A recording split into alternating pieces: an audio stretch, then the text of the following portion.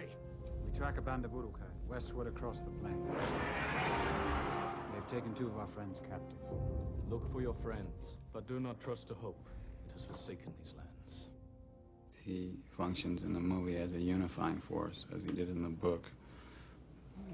He has the benefit of having traveled more than anyone on Middle Earth, probably, and knows the different languages and cultures and understands that it's important to find common ground rather than dwell on perceived differences between races and ways of life. And that's what he tries to convince, among others, the King of Rohan. The courtesy of your hall is somewhat lessened of late. Theoden, King. He's not welcome. Why should I welcome you, Gandalf Stormcrow? A just question, my liege. I think I'm someone who's desperately needs to be a part of something that he can never be a part of. Who's intimately connected to a family of which he's not a member and never has felt like it, and is able, that's his weakness, and is able to be turned by it. You make it sound almost sympathetic, this character of yours. You're going to go in there and say, "Oh, well, come on, he's not that bad, he's just misguided." In actual fact, what he is, every bit as much as my character is at the beginning, he's completely subjected to this force, this evil force, which is irresistible. Go to sleep. I am asleep. This is a dream. Then it must be a good dream.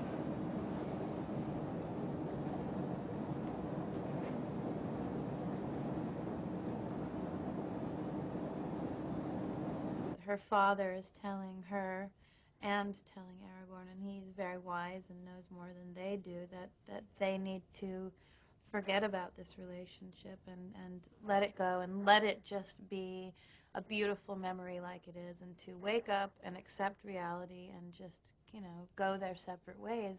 And I think that there is a moment where they really are trying to do that, particularly Aragorn, because he doesn't want to let her father down, but it's sort of not possible because they're destined to be together. You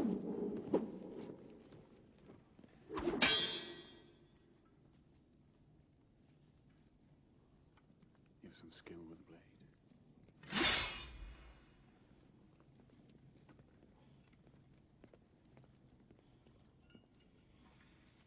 The women of this country learned long ago. Those without swords can still die upon them. I fear neither death nor pain. I'm Eowyn. I am a sister, niece to Theoden. She's described as a shield maiden of Rohan, so she's a capable warrior herself. But she's not allowed to do those sort of things. She's constantly kind of held back from that, so she's also thwarted. But I'd say she was high-minded, idealistic, spirited, strong, determined woman.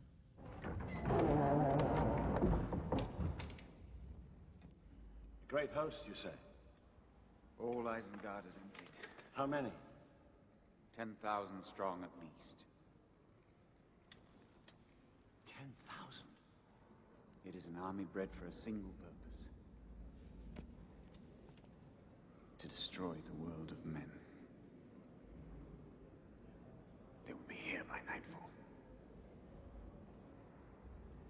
The one flaw in the current situation is that they are so proud and so isolated that they're not willing to reach out or cooperate with others so much because they've been left to their own devices for so long and had to defend themselves.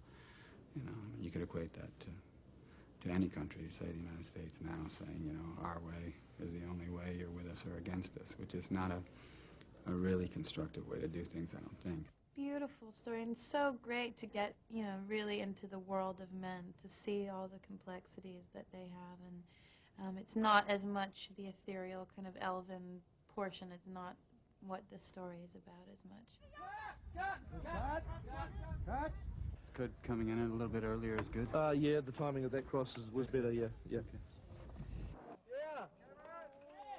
3, 2, 1, action!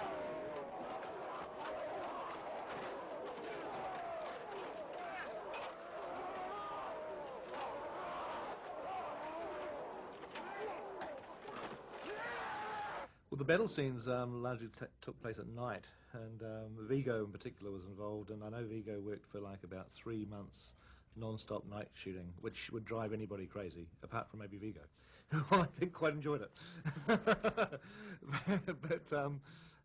It's difficult. It was raining, it was winter, it was the middle of the night, and it was tough. It was a lot easier to do all the computer creatures at the end of the day, because all of the computer soldiers, that could be done during the daylight with the heaters on it. It wasn't so horrible. Saddam's forces have begun their attack. He is using Saruman to destroy your people. They were unarmed. They had no warning. This is but a taste of the terror that Saruman will unleash. You must fight. I will not risk open war. Open war is upon you, whether you would risk it or not. A new power is rising. Its victory is at hand.